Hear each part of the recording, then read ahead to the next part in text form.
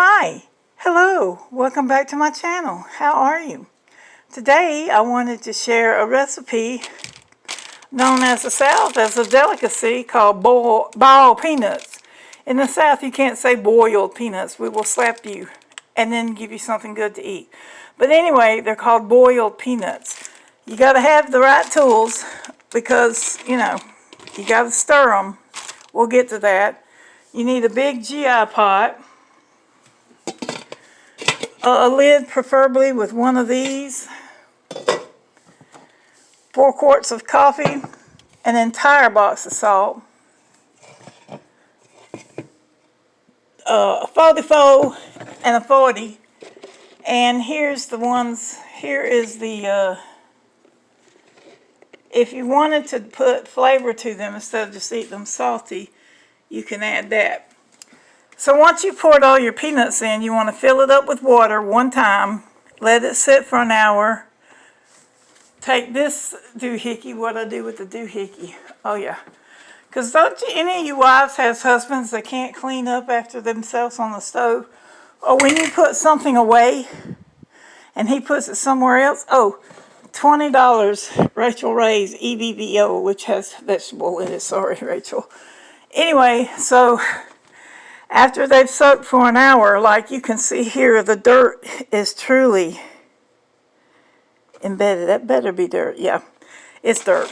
So then you pour it out. Then you pour water back in it a second time. Let it set for an hour. Wait. Third time. Let it set for an hour. Wait. Fourth time.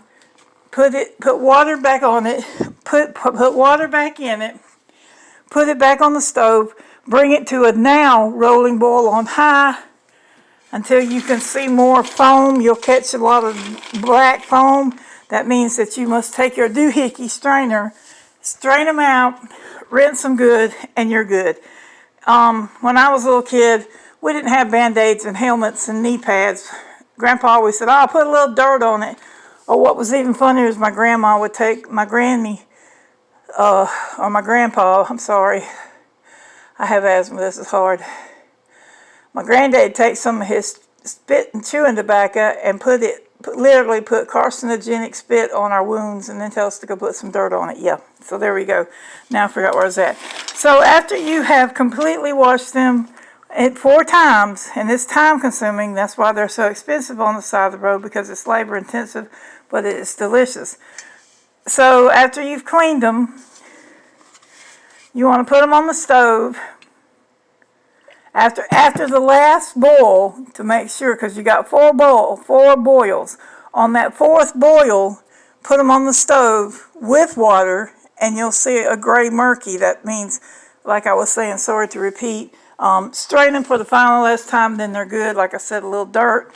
I put 2 quarts of coffee, a half a bottle of iodized. Do not use the frou-frou. It will not apply to this. I'm not a beer connoisseur. I hate the taste of it. And I don't ever understand why people says it tastes like piss. I'm like, have you drank piss? How do you know? Anyway, so I put a 40 in it. So coffee, salt, 40, and a little bit of water.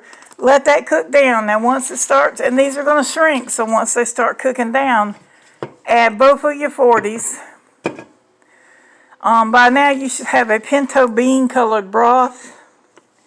You can use onion, original dash, great with fresh smoked paprika. A bay leaf in it is good, but you might get them confused.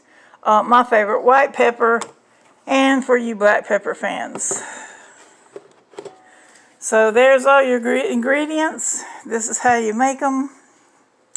And last but not least, finally got the Sarah Coventry Blue Zircon I was after. And I have the exclusive from I can't say who, but, well, I can't say the manufacturer because it's not really been full release, but I know them and I've worked with them. So I finally got my Hello Kitty ring. Look for that next year.